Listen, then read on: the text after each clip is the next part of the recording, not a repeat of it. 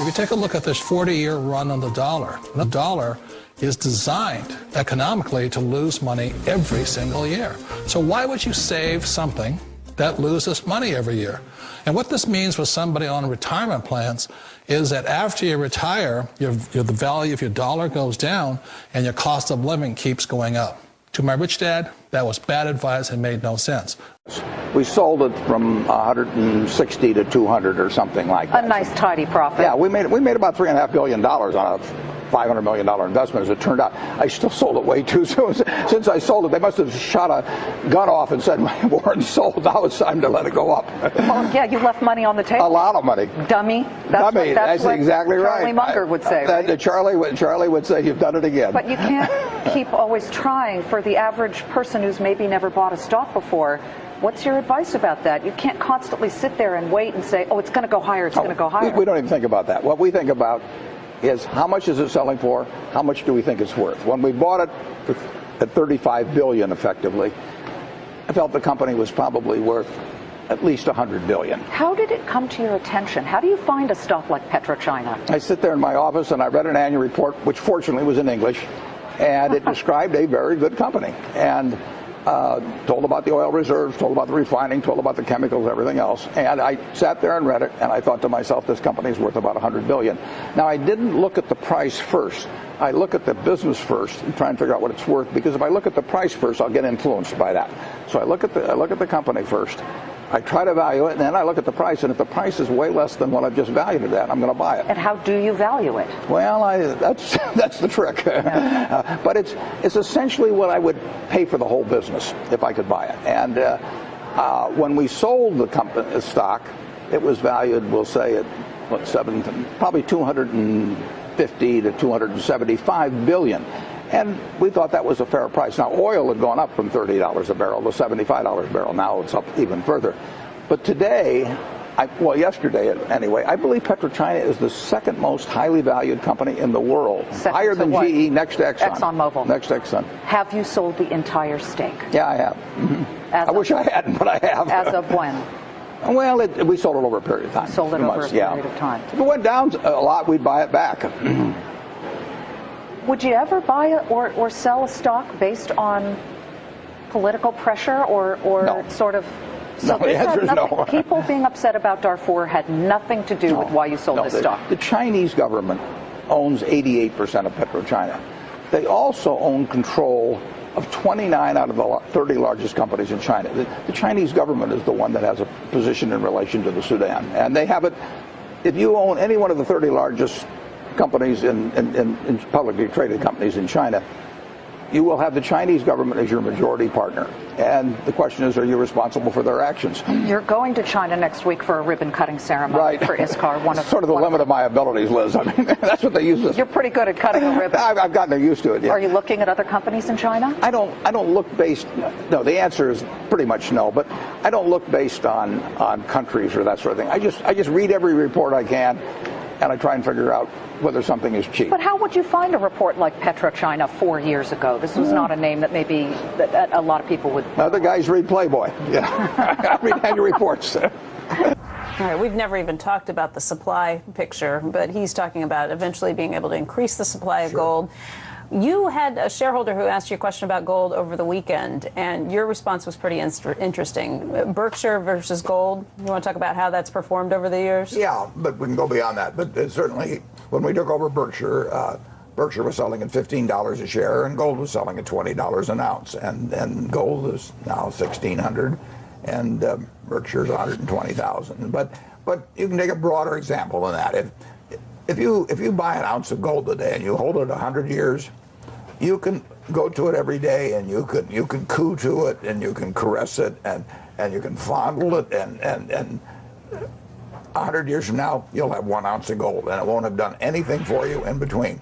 If you buy 100 acres of farmland, it will produce for you every year. You can use that money to buy more farmland. You can do it, all kinds of things. For 100 years, it'll produce things for you, and you still have 100 acres of farmland at the end of the 100 years.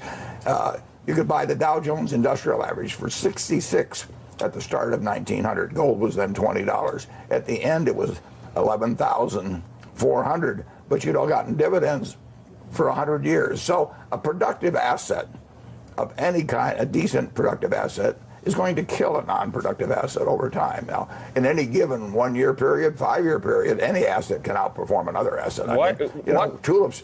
Why don't you join me, Warren? Why don't you join me and buy some cows? I like your farmland, but you're in Nebraska for Iowa. You love steak. I mean, we can have leather. We can have manure. We can have milk. We can have meat. We'll employ you people. You can have the manure. I'll take the meat. I've got plenty of the manure. No, but we'll employ people taking care of the cows. I mean, that little bar of gold that's worth 50, whatever. We had one in here. Look, I think it was worth like $60,000 or $70,000. I can get like so many head of cattle for that and be productive. That was my point. But you like farmland.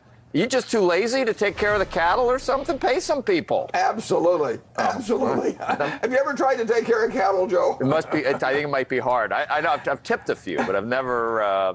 Have you tipped a cow? No. I hope you have not tipped. That's mean. It's cruel. It is cruel. They're sweet. They're sweet, but they're not too bright. Like me. With land, you can get somebody else to do all the work, give them a percentage of the crop, and you can sit back there for 100 years and get a percentage of the crop, and you still got the land when you get all through. I will guarantee you that farmland over 100 years is going to be gold, and so are equities. Listening to you talk, though, Warren, when you say, with your comments about bonds, that makes me think of financial assets in general, which includes stocks. And I think about the printing presses, not only in this country, but around the world. You've seen the commercial cha-chung, cha-chung, cha-chung with the central banks. And there are periods where financial assets are great, from the early 80s to 2000. And I just wonder if there's then periods where hard assets are great. And you see Paulson in gold and some of these other guys in gold or commodities. Are you just not comfortable with commodities? Are there times where you should be downplaying maybe stocks or businesses and going totally full bore into commodities, but you're just not comfortable doing that? No, the alternative with me, Joe, the alternative, I don't like fixed dollar investments at all. I don't like short-term bonds. I don't like long-term bonds. We own a lot of short-term bonds, but that is not because we like them. That's just a parking place. But the alternative, in my view, I mean, certainly commodities can be an alternative, but the alternative is income-producing assets of one sort or another that are not fixed dollar type investments. And so I've said consistently for the last few years, I would vastly prefer to own common stocks than fixed dollar investments over a 5 or 10 year period. I don't know about the next 5 hours or 5 days. And that might very well extend to rental real estate. It might extend to farms. I mean, an investment, you're looking for something where you put out money now and that asset that you buy gives you back more money over time. Now, the problem with commodities is that you're betting on what somebody else will pay for them in 6 months. The commodity itself isn't going to do anything for you. So there's two types of assets to buy. One is where the asset itself delivers a return to you, such as rental property, stocks, a farm. And then there's assets that you buy where you hope somebody else pays you more later on, but the asset itself doesn't produce anything. And those are two different games. I regard the second game as speculation. Now, there's nothing immoral or illegal or fattening about speculation, but it is an entirely different game to buy a lump of something and hope that somebody else pays you more for that lump 2 years from now than it is to buy something that you expect to produce income for you over time. I bought a farm 30 years ago, not far from here. I've never had a quote on it since. What I do is I look at what it produces every year, and it produces a very satisfactory amount relative to what I paid for it. If they closed the stock market for 10 years and we owned Coca-Cola and Wells Fargo and some other businesses, it wouldn't bother me because I'm looking at what the business produces. If I buy a McDonald's stand, I don't get a quote on it every day. I look at how my business is every day.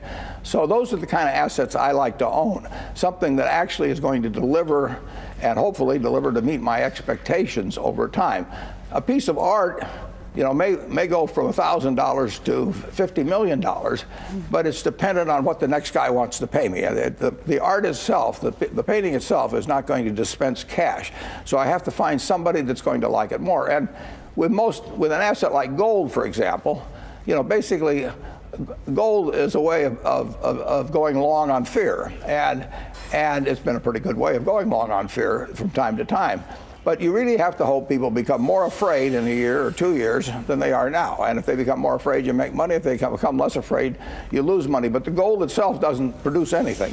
Well, speaking of gold, though, we're looking at gold prices, and they were at another record high. They're up another $3 today, $1,434 an ounce. And there have been some big hedge fund managers, like a Paulson or a David Einhorn, who have really buckled down on these bets. Why would you steer clear, and do you think what they're doing is the wrong thing? Well, I just don't know. I don't know whether cotton's going to go up. I mean, we use a lot of cotton. I've watched it go from 80 cents to $1.90. You know, we use a lot of copper, and I watched it go from $2 to $4 plus. So, I mean, there's all kinds of things in this world that are going to go up and down in price. You know, and maybe hamburgers will tomorrow. But I don't know how to judge that. I do know how to judge, to some extent, the earning power of some businesses. And the real test of whether you would like it as an investment is whether you would be happy if it never got quoted again, and just in terms of what the asset did for you. But that doesn't. I will say this about gold. If you took all of the gold in the world, it would roughly make a cube 67 feet on a side. So if you took all the gold in the world, we could have a cube that went down there 67 feet, 67 feet high, and that would be the whole thing. Now, for that same cube of gold, it would be worth, at today's market prices, about $7 trillion. That's probably about a third of the value of all the stocks in the United States. So you could have a choice of owning a third of all the stocks in the United States, or you could have a choice of owning that little block of gold, which can't do anything but kind of shine there and make you feel like Midas or Croesus or something of the sort. Now, for $7 trillion, there are roughly 1 billion acres of farmland in the United States. They're valued at about $2.5 trillion. It's about half the continental United States is farmland. You could have all of the farmland in the United States. You could have about 7 Exxon Mobils, and you could have $1 trillion of walking around money. And if you offered me the choice of looking at some 67-foot cube of gold and looking at it all day, you know, maybe touching it, and fondling it occasionally, you know, and then saying, you know, do something for me, and it says, I don't do anything, I just stand here and look pretty. And the alternative to that was to have all the farmland in the country, everything, cotton, corn, soybeans, 7 Exxon Mobils, just think of that. Add $1 trillion of walking around money. You know, maybe call me crazy, but I'll take the farmland and the Exxon Mobils. All right, that makes some sense. Carl, you've got a question too? I'm still trying to get the image of Warren fondling a giant block of gold out of my mind. Just fondling it occasionally was what stuck with me. Bring me a giant block of gold and you'll see me fondle like you've never seen before.